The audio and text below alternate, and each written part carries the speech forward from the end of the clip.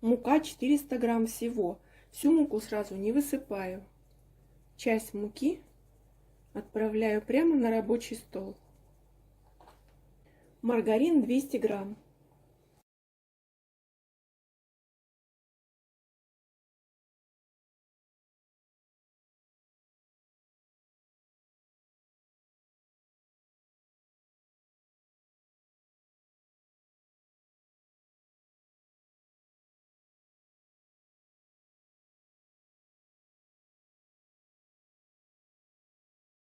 Немножко подсыпаю муки.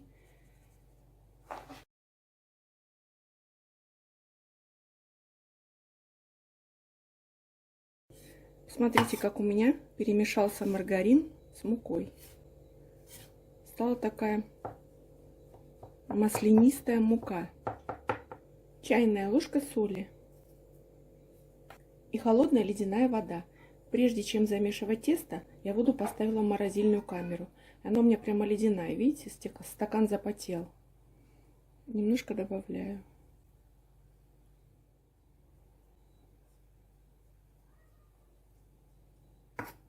Начинаю вмешивать тесто. Можно это делать прямо руками.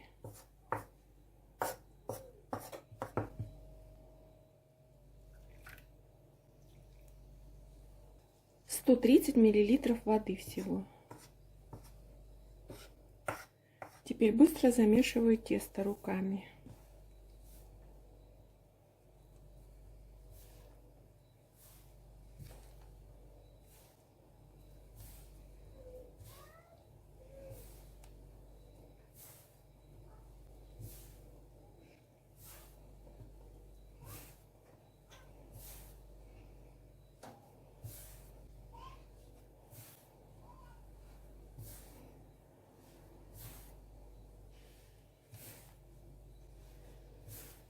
У меня не вся мука еще ушла. Добавляю муки.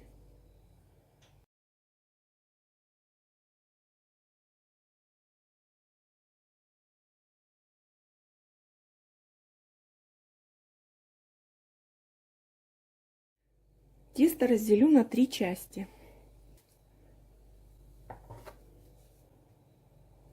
Я сразу беру бумагу по размеру противня, на котором буду выпекать. И сразу на нем буду раскатывать тесто.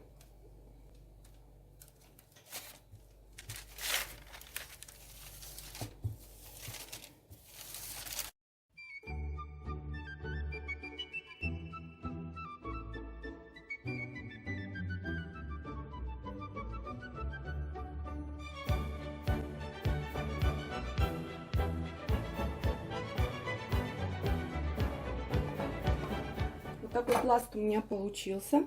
Теперь, прежде чем отправлять его в духовку, нужно сделать надрезы на нем.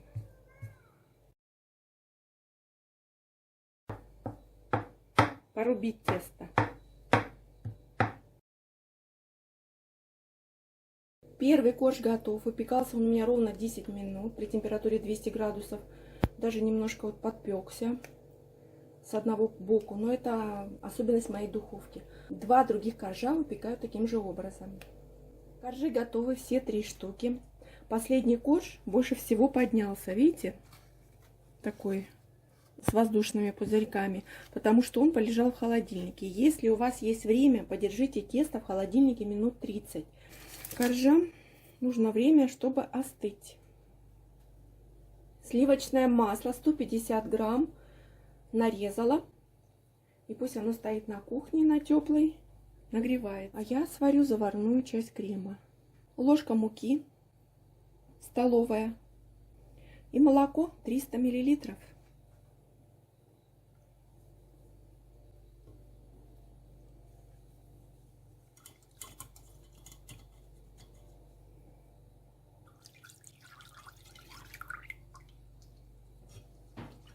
Ставлю на плиту и довожу до кипения, помешивая постоянно. Получился такой вот жиденький киселек после того, как я его проварила. Теперь его нужно охладить. От себя я добавила только ванилин. Переливаю в другую миску, чтобы он быстрее остыл. Пока остывает заварной крем, взбиваю сливочное масло. Оно у меня уже комнатной температуры. 150 граммов сливочного масла и 150 грамм сахара.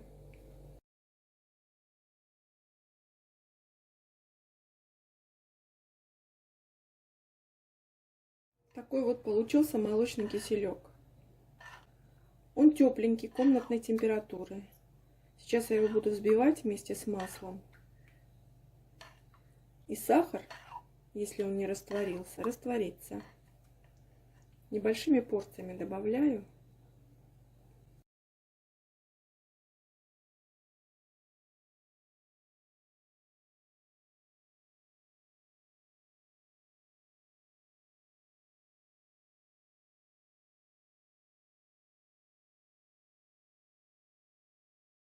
Крем готов.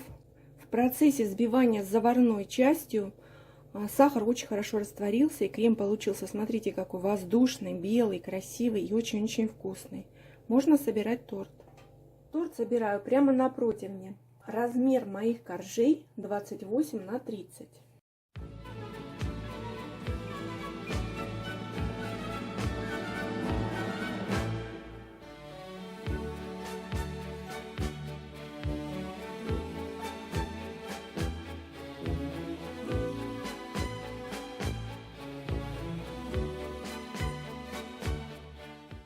Торт постоял ночь в холодильнике.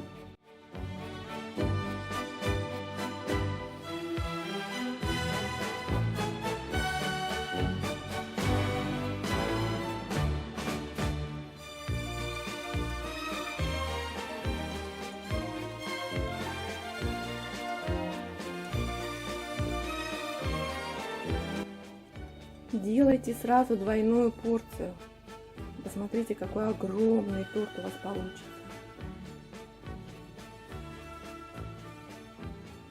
Для тех, кто любит хрустящий Наполеон, это ваш рецепт, друзья.